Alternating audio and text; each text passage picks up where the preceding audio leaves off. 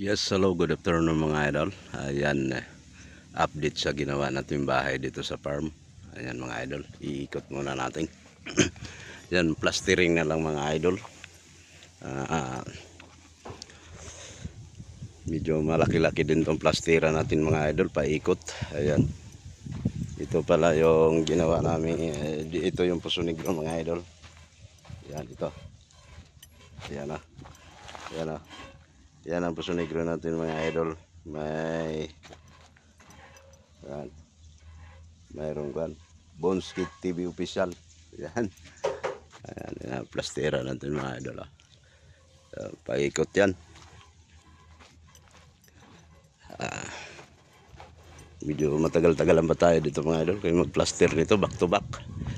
Yan. Yan. Ito pala pag kailangan namin ng barina, ito gamit namin generator. Kaya dito to sa dulo ng farm. Ayan, ito yung ginawa natin balcony mga idol. Oh. Yan oh. Ito may pasamano, pwede makaupo dito mga idol. Ayan. Yan mga idol. Yan mga steel door natin mga idol. Oh. Yan. Unti-unti natin plasteran. Yan ito. Ito is steel window.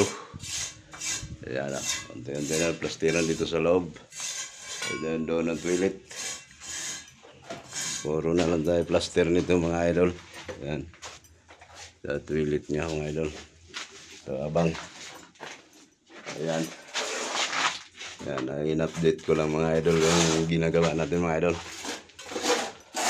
Yung gagawin natin. Hindi tayo makapahataw masyado dito, napakainit. Yan, ito dinagyan namin pa sa yung durubal ko na yan. Pwede ito parkingan mga idol dito mga idol. Kasi dito isang auto. Yan, kasi dito isang auto. Ayan.